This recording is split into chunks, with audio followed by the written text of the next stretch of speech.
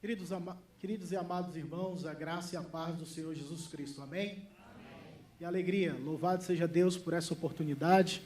Agradeço ao reverendo Fábio pela oportunidade, reverendo Robson e o querido conselho da Igreja Presbiteriana do Guará 2. A minha alma se alegra muito estar nesta noite com os irmãos comungando e juntos adorando, e continuaremos a adorar o Senhor, ouvindo a palavra do Senhor. Então, abra a sua Bíblia no livro do profeta Jeremias, capítulo de número 1.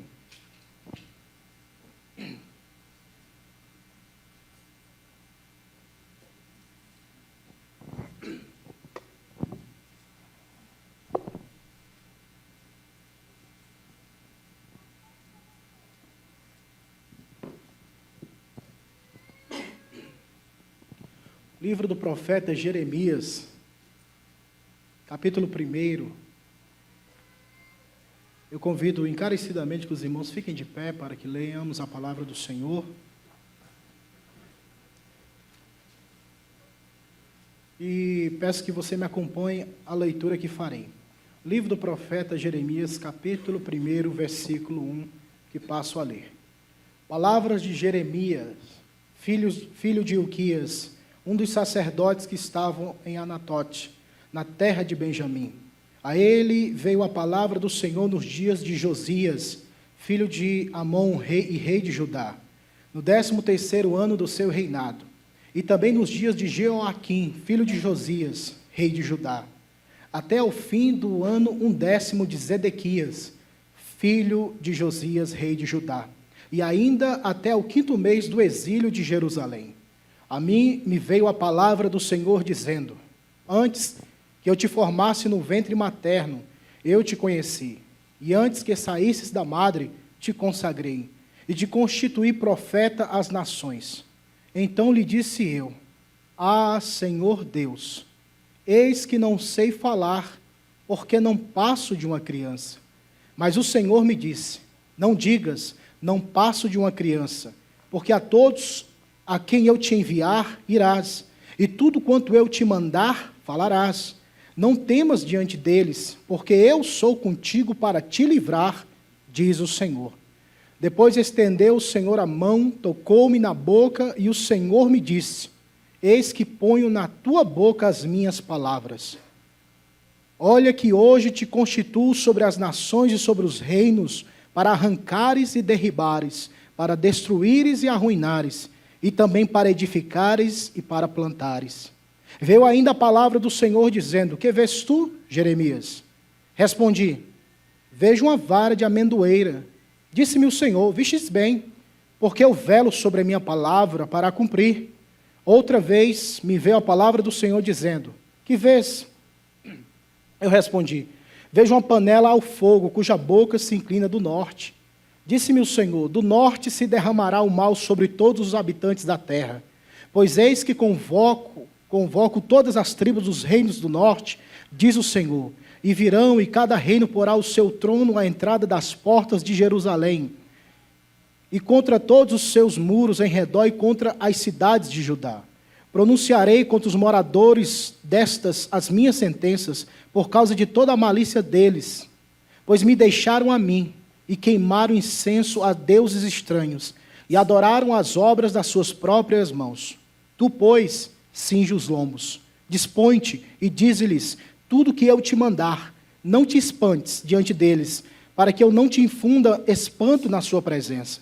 Eis que hoje te ponho por cidade fortificada, por coluna de ferro e por muros de bronze, contra todo o país, contra os reis de Judá, contra os seus príncipes, contra os seus sacerdotes e contra o seu povo. Pelejarão contra ti, mas não prevalecerão, porque eu sou contigo, diz o Senhor, para te livrar. Oremos mais uma vez. Pai, mais uma vez aqui estou, rogando ao Senhor a tua graça e a tua misericórdia. Assim como o teu servo orou, eu oro ao Senhor. Tenha compaixão, Deus. Eu me lanço aos teus pés e me prostro diante da tua santidade, reconhecendo que sou pecador. Mas de forma atrevida, eu peço ao Senhor, usa-me para a glória do teu nome. E eu peço ao Senhor que o nome de Jesus Cristo, o teu santo Filho, ó Deus, seja conhecido, temido e respeitado no nosso meio. É a oração que faço a Ti, no nome do Senhor. Amém. Amém. Podeis assentar, queridos irmãos.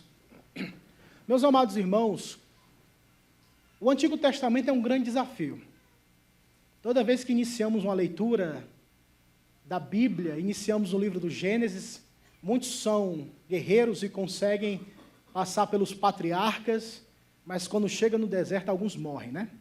E não continua a leitura. Então é um grande desafio entendermos o contexto geral do Antigo Testamento. E aqui eu quero fazer uma conexão, partindo do período que houve a divisão dos reinos do norte e o reino do sul. Depois que Salomão morreu, seu filho Roboão, juntamente com outro conhecido como Jeroboão, devido a uma questão política, financeira, deu-se início à divisão dos reinos. E, de fato, não podemos simplesmente taxar que a divisão se deu por questões tributárias, mas a mão do Senhor estava operando naquele assunto. Então, Roboão ficou responsável pelo reino do sul, que incluía Judá e Benjamim. O reino do norte ficou dominado por Jeroboão, conhecido como reino de Israel, que eram as outras 10 tribos. Desse momento em diante, Jeroboão se entregou totalmente à idolatria. O reino de Israel, o reino do norte, se entregou completamente à idolatria. O reino do norte tivera 19 reis. Esses 19 reis, todos se corromperam diante do Senhor. Todos fizeram o que era mal perante os olhos do Senhor.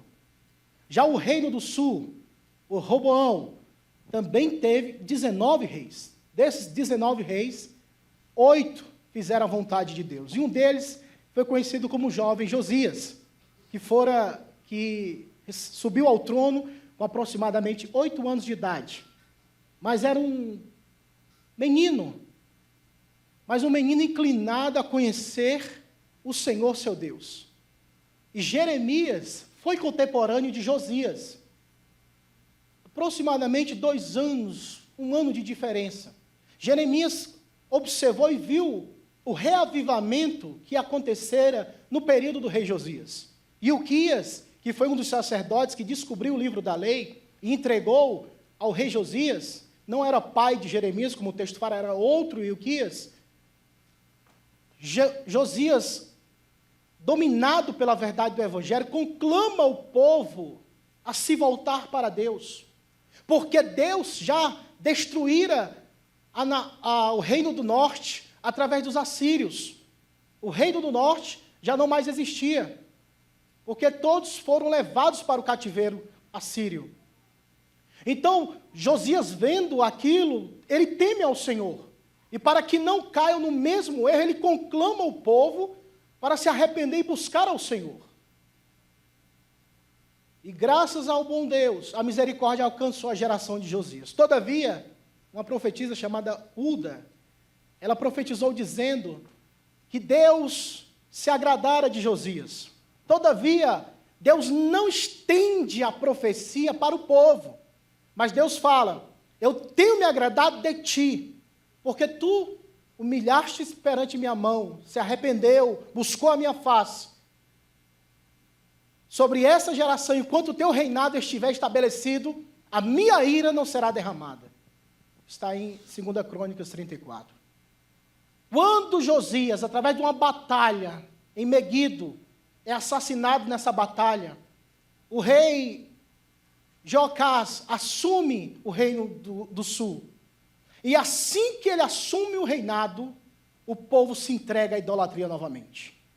Isso traz alusão a uma realidade que o avivamento que acontecera através de Josias não alcançou a mais profunda alma da população. Parece que tinha sido algo muito superficial no meio do povo, dos sacerdotes, dos líderes. Josias era um homem devotado a Deus.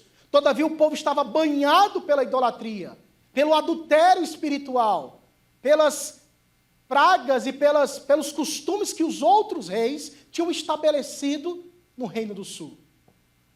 E quando Josias morreu, o reavivamento morreu juntamente com ele. Porque não alcançou o âmago do povo, a alma, o coração, a mente. O povo ainda amava a idolatria, amava o paganismo, amava desobedecer à lei do Senhor. E é nesse contexto de total idolatria, onde sacerdotes, líderes, políticos, a nação como um todo, estão totalmente desvirtuados, desviados dos caminhos do Senhor. E é nesse período do caos que Deus levanta um homem chamado Jeremias. O nome Jeremias significa aquele a quem Jeová chama. E o texto ora lido apresenta-nos o chamado de Jeremias. E para esse período tenebroso, esse período triste da nação de Israel, Deus levanta um homem, não para trazer bênçãos, não para profetizar prosperidade, mas ele fora conhecido como o profeta do juízo, o profeta do exílio babilônico que viria. O castigo estava se aproximando. A mensagem de Jeremias era uma mensagem de arrependimento, de contrição, para que eles se submetessem à mão de Deus, ao julgamento de Deus pelos pecados ora cometidos. E é nessa vida, e é nessa pessoa que nós queremos aqui essa noite falar um pouco sobre o verdadeiro profeta, e eu vou me deter no versículo de número 4 e no versículo de número 5 sobre o verdadeiro profeta. O verdadeiro profeta, como diz o texto, ele é conhecido pelo Senhor. E é interessante observar que o sujeito que pratica a ação aqui é o próprio Deus dizendo, eu te conheci. Deus conheceu Jeremias antes mesmo, como diz o texto, que ele fosse formado no ventre. E eu gosto muito porque nessa passagem, não é que ele se formou no ventre. A Bíblia diz que Deus falou dizendo, eu te formei no ventre. Isso é um bom texto para combater aqueles que aderem ou aceitam o aborto. Porque a vida, a concepção, a formação, quem gera é o próprio Deus. Eu te formei, antes que te formasse, eu te formasse no ventre materno, eu te conheci. E a palavra no hebraico para conhecer, o verbo conhecer, ela traz uma alusão de algo muito mais do que saber de algo, ter conhecimento, algo muito técnico, mas de forma mais empírica, algo relacional, familiar. Ou seja, antes que o mundo existisse, ou na eternidade, Deus sendo soberano e eterno, ele se relacionou com Jeremias, que eu, sinceramente, não sei te explicar no tempo e espaço como isso se deu. Mas antes que Jeremias fosse formado, Deus o conheceu. E por esse conhecimento, ele predestinou Jeremias para uma obra, para uma missão. E essa missão seria de enfrentar a nação que estava rebelde, o reino de Judá, que estava caminhando como seus irmãos da tribo do norte para o exílio, mas o exílio agora seria o exílio babilônico, onde eles ficariam 70 anos cativos pela desobediência. E é nesse relacionamento, é nesta base que Deus conhece esse profeta. Deus o conheceu não porque viu que ele seria o profeta chorão, como muitos se intitulam, porque Jeremias, melancolicamente falando, era um profeta que quase sempre estava chorando, porque ele sentia a dor do povo. Ele falava, no capítulo 9, ele fala, prover a Deus que transformasse a minha cabeça em torrentes de águas, para que eu chorasse dia e noite as filhas mortas do meu povo. Há um episódio onde ele ora pelo povo e Deus fala, não ore por esse povo, porque o juízo se aproxima. Era um homem que estava quebrantado, porque amava o seu povo, e pela desobediência a Deus, ele chorou. E aqui é necessário atentarmos para um falso ensinamento que se deu no ano de 2004, 2005, depois daquele tsunami na Indonésia, onde se propagou uma teologia chamada teologia relacional, que é o teísmo aberto, onde muitos propagavam e neutralizavam os atributos soberanos de Deus, com o pretexto de dizer que Deus quer se relacionar com a sua criação, e ele se relacionando com a sua criação, então ele não pode exercer ou executar tais atributos, tal como soberania. Se Deus é soberano, então ele não pode se relacionar comigo, porque ele tem que vir para o tempo e o espaço que eu vivo. Ele não pode saber o amanhã é construído entre eu e ele. As minhas decisões constroem o meu futuro, junto com Deus, porque Deus é o arquiteto da história. Então, eu e Deus estamos construindo a história da humanidade e a minha história. Tendo por base desse falso ensinamento, enaltecer o amor. Deus é amor. Então, se Deus é amor, ele não pode interferir nas minhas decisões. Se eu tenho um livre-arbítrio que é intocável, ele não pode determinar o meu futuro, ele não pode determinar nem o futuro das coisas, porque o meu futuro será construído a partir das minhas decisões do hoje, do agora. E esse ensinamento é errôneo, porque ele quer colocar tanto eu como você, o ser humano, no centro do universo das decisões da história da humanidade. E tira de Deus essa capacidade intrínseca a ele de ser o Senhor que determina todas as coisas. Porque o próprio contexto de Jeremias, quando fala que eu te conheci, mais à frente fala, virá, na segunda visão que ele falou da panela efervescente, virá do norte, está vindo o juízo. Ele próprio decretou a vinda de Nabucodonosor, rei da Babilônia, para levar os moradores de Jerusalém para o cativeiro, como resultado da desobediência. Ah, meus irmãos, ser conhecido pelo Senhor não é a base, como eu falei, desse falso ensinamento, que Deus viu que você seria um docinho de coco, seria uma pessoa formidável, uma pessoa linda, maravilhosa, e Deus se agradou dos teus olhos, do lápis que você passa, do alisamento permanente que você fez, desse seu sorriso de Facebook. Não foi isso a base do relacionamento de Deus para com a sua vida. Deus, como diz lá em Deuteronômio, Deus olhou para a nação de Israel e amou.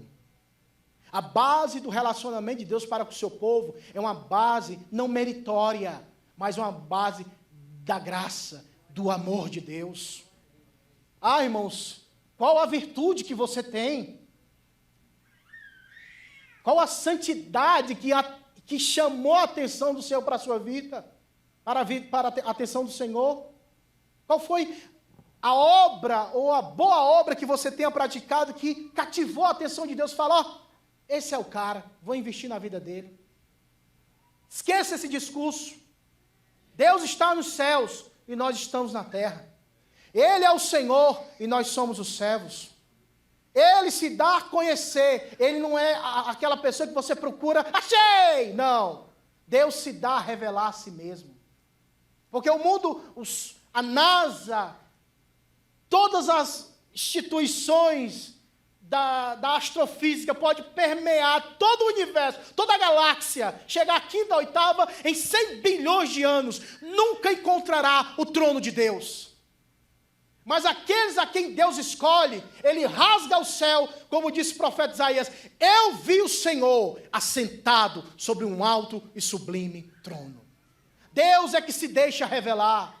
Deus é que se relaciona conosco. A primeira atitude, a ação e a reação vem de Deus. E não existe coisa melhor do mundo do que ser conhecido pelo Senhor.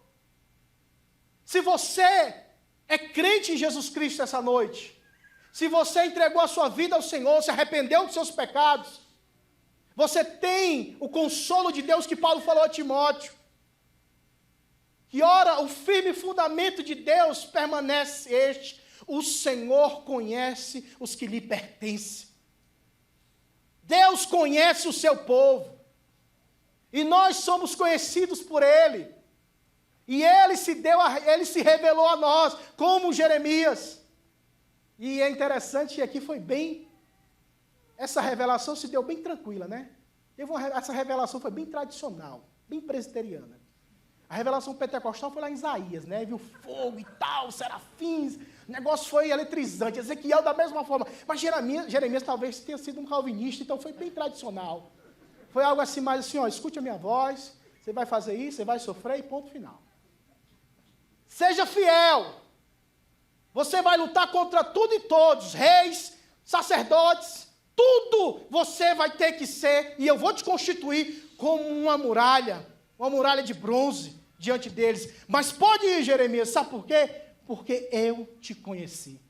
Jeremias ia enfrentar uma nação totalmente pervertida, afastada de Deus, a tal ponto que tinha uma concepção errônea de que eles eram povo de Deus e que jamais iriam perder ou iam sofrer as consequências do seu pecado. Acompanhe comigo, por favor, o livro do profeta Jeremias, capítulo 7, rapidamente.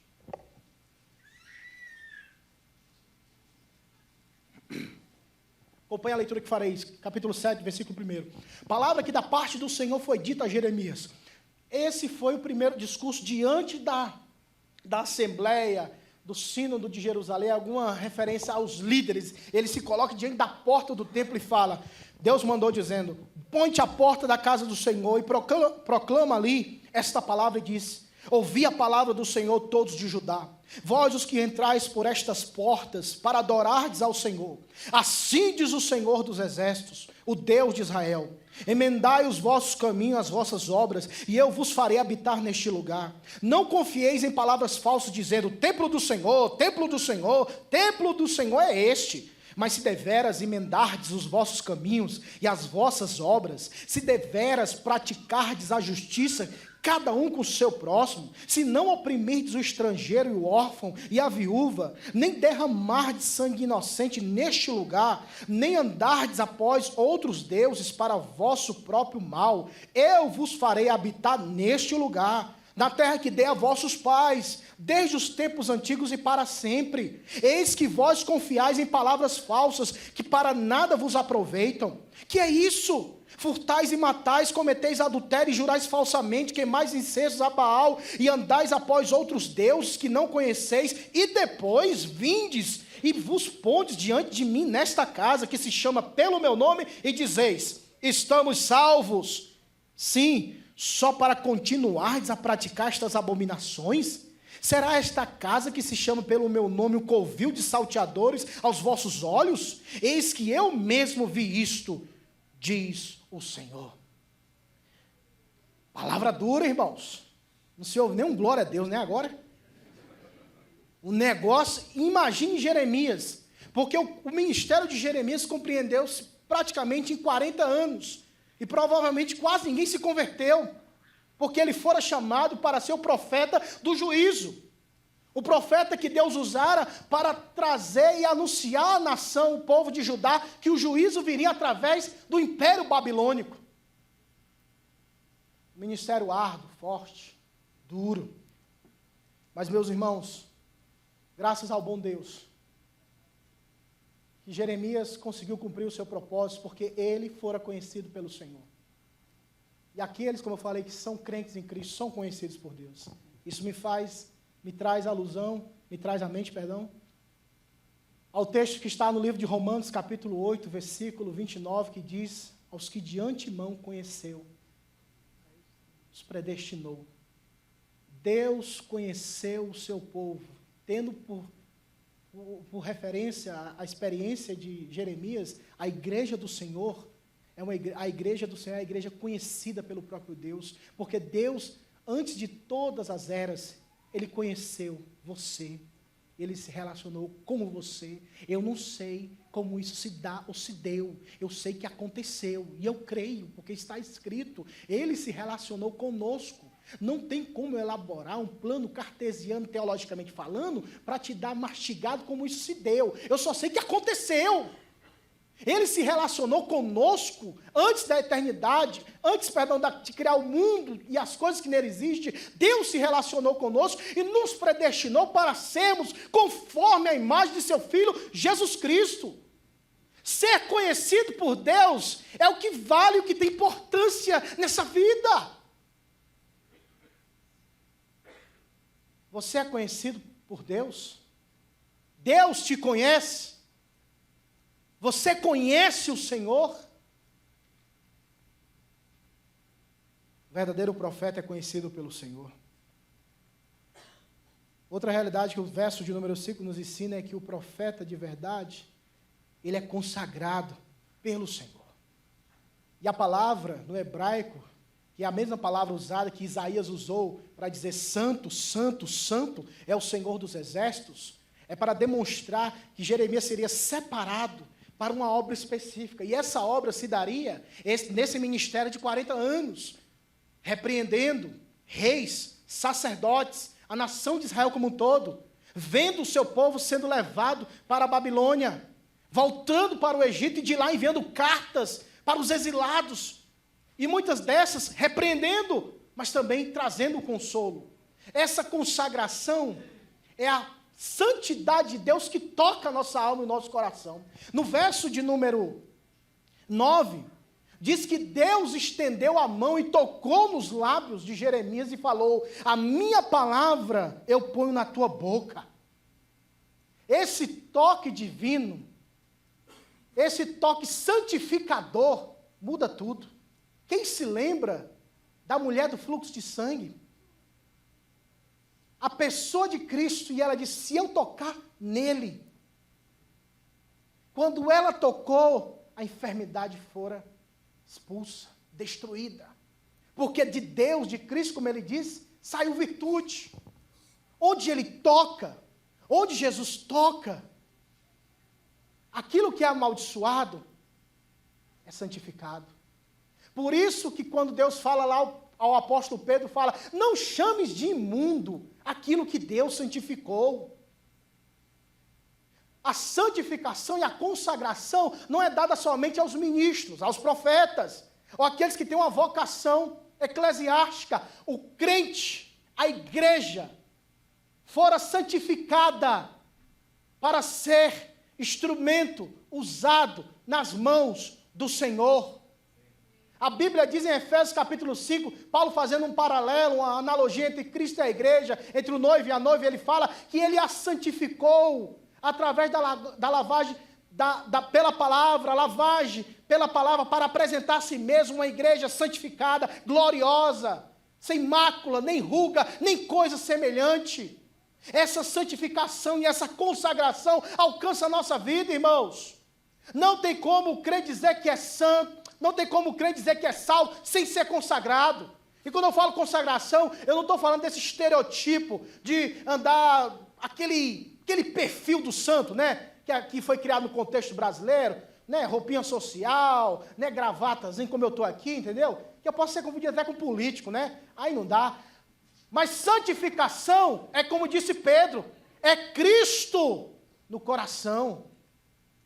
Como disse o apóstolo Pedro, santificai Cristo em vosso coração. Na vida, no andar, no caminhar. Deus não nos chama para imundícia, Deus nos chama para santificação. E se você é crente em Jesus Cristo, essa graça te foi dada, porque o apóstolo Pedro diz que tudo que é necessário para a vida e piedade, ele nos deu. Você tem uma reserva celestial, use esta reserva para a sua vida. Não santifique-se a si mesmo, deixe Deus santificar a sua alma, porque ele se santificou, como disse João 17, eu me santifico a mim mesmo, para que eles também sejam santificados. Ser santificado no Novo Testamento tem a mesma conotação do Antigo, ser separado para ser usado.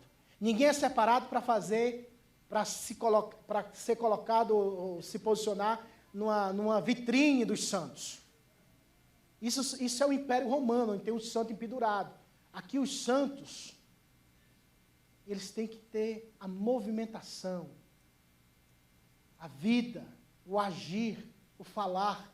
Cuidado com o erro da geração, que eles diziam: não, Deus não vai derrubar esse templo aqui não. Ele derrubou lá o povo do Reino do Norte, porque Jeroboão consagrava os ídolos e colocou Samaria como capital da nação. E nossa capital é Jerusalém. Nós somos eleitos de Deus, somos predestinados do Senhor. Não, Jeremias, você está errado. Ninguém vai para a Babilônia não, porque Deus vai proteger a terra dele. E o próprio Deus fala, como é que vocês têm? Vocês são descarados demais. Isso é uma versão cearense, entendeu? Puxa nota de rodapé. Vocês são descarados demais, moço. Vocês falam que são povo de Deus, diz que eu não vou fazer nada, e entra no templo, achando que a perspectiva das paredes, da região geográfica, santifica a alma de alguém. O problema do reino de Judá foi a desobediência. Que Deus nos guarde do coração endurecido. Deus nos livre dessa realidade, irmãos. Não se esqueça aquilo que Paulo falou em 1 Coríntios 8. O amor de Deus, de Cristo, o amor que procede da pessoa de Deus, o bíblico, edifica. Mas o conhecimento, sem esse amor, ensoberbece. E Deus nos proteja disso, irmãos. O verdadeiro profeta, ele é conhecido. O verdadeiro profeta, ele é consagrado. E finalizando, o verdadeiro profeta, ele é constituído, diz o texto. Antes que eu te formasse no ventre materno, eu te conheci. E antes que saísses da madre, te consagrei. E te constituí profeta às nações. Deus toma a vida de Jeremias e o coloca em uma posição extremamente desafiadora. Mas quando Deus constitui, quando Deus quer fazer algo na vida de alguém, Ele faz. Jeremias morava num vilarejo de Anatote, 5 quilômetros a nordeste de Jerusalém, da capital. Era a vila de profetas. Outros profetas eram contemporâneos de Jeremias. Inúmeros profetas. Inúmeros profetas. Mas Deus escolhe este homem, filho de Ilquias, que viu o reavivamento na época de Josias, para exercer um dos mais difíceis ministérios do Antigo Testamento, da confrontação. Mas ele fora constituído pelo próprio Deus para derrubar nações, reinos, líderes. E durante o seu ministério, ele sofreu um bocado. Jogaram o camarada dentro de um poço, uma cacimba, de um buraco, e deixaram ele lá, mofando na sujeira. Foi açoitado, agredido por outros profetas. Até a concorrência de profetas, dos falsos profetas contra ele era grande. Mas aquilo que Deus falara com Samuel, dizendo que nenhuma das palavras de Samuel cairia por terra, nenhuma das palavras de Jeremias caiu por terra. E é tão certo que quando o profeta Daniel, que estava lá no exílio babilônico, Daniel capítulo 9, ele fala, eu estive analisando os escritos de Jeremias, e eu entendi que o período de desolação que afligiria o nosso povo seria de 70 anos. E eu comecei a orar e a buscar a Deus, e veio a revelação, as 70 semanas de Daniel, e também o livramento do cativeiro babilônico. Quando o homem é constituído, a sua voz ecoa pelas gerações. Quando o homem e a mulher é constituído pelo próprio Deus, a sua voz ecoa no tempo. Quando Deus constitui um homem. A igreja do Senhor, nós fomos constituídos pelo próprio Deus, irmãos. É por isso que quem lê a história da igreja vê o quanto a igreja sofreu, padeceu. Muitos morreram. Mas como dizia um dos pais da igreja, que o sangue da igreja é como a semente. Quanto mais mata, mais ela se espalha. Porque quem constituiu a igreja foi Cristo. Ele disse, as portas do inferno não prevalecerão. E eu gosto desse texto, dessa passagem, porque sempre entende que é como se a igreja tivesse peso do inferno. E a gente suportando aqui. Eita, o capeta. E tal. Ai, tá difícil. Não! O texto, sabe o que o texto está dizendo? Que as portas do inferno não vai suportar o machado da igreja. O inferno vai se afastando. As trevas vão se dissipando. O mal vai sendo estipado. Quando a igreja marcha, porque o líder, o cabeça, o senhor da igreja é o conhecido chamado Senhor dos Exércitos, Jesus Cristo, o Filho do Deus vivo. Esse é o verdadeiro profeta. Ele é conhecido, ele é consagrado e ele é constituído. E tendo por base a tipologia bíblica, E finalizando essa pregação, o verdadeiro profeta, e todos os outros foram um reflexo do grande profeta, o grande sumo sacerdote, Jesus Cristo, nosso Senhor. Jesus Cristo, ele foi conhecido pelo próprio Deus, porque Jesus disse: ninguém conhece o Pai senão o Filho, e ninguém conhece o Filho senão o Pai, e ninguém pode conhecer nenhum nem outro se o Filho não quiser revelar. Então, ele é o profeta, o verdadeiro profeta, que é conhecido por Deus, e ele distribui esse conhecimento a todo aquele que clama, a todo aquele que busca, a todo aquele que inclina-se a Deus. O verdadeiro profeta, e eu me valo da tipologia bíblica, é Jesus Cristo, porque ele é conhecido de Deus. O verdadeiro profeta é Jesus Cristo, por quê? Porque ele foi consagrado pelo próprio Deus, ele foi enviado com essa missão para salvar pecadores como eu e como você, para nos libertar do poder do pecado, e ele foi constituído pelo próprio Deus. E eu acho linda essa palavra, porque em Atos dos Apóstolos, quando Pedro estava pregando para Cornélio, lá no capítulo 10, versículo 42, Pedro fala que esse Jesus Cristo foi constituído pelo próprio Deus como o Senhor dos vivos e dos mortos. O verdadeiro profeta se chama Jesus Cristo, o Senhor da nossa vida. A nação de Israel, reunindo o reino do sul e o reino do norte, receberam o juízo de Deus pela desobediência. A nossa desobediência, os nossos pecados, o fruto, a consequência, o nosso verdadeiro profeta levou sobre si. A ira que era para ser derramada sobre mim e você, e o nosso exílio babilônico, entre aspas, poderia ser o inferno, mas ele nos livrou da condenação eterna. Hoje não somos cativos na Babilônia do inferno, porque ele nos livrou, ele nos guardou, nos protegeu e morreu em nosso lugar, para nos dar vida e vida com abundância. A todo aquele que crê, ele livra da condenação eterna. Não há mais exílio, não há mais cativeiro do pecado ou eterno, porque o verdadeiro profeta, que se chama Jesus Cristo, morreu em nosso lugar. Ah, irmãos, nós precisamos celebrar, nós precisamos nos alegrar, nós precisamos jubilar de alegria, porque o verdadeiro profeta nos livrou das correntes do exílio eterno. Louvado seja Deus pelo nosso Senhor e Salvador, Jesus Cristo. Ele é o verdadeiro profeta. Oremos. Deus,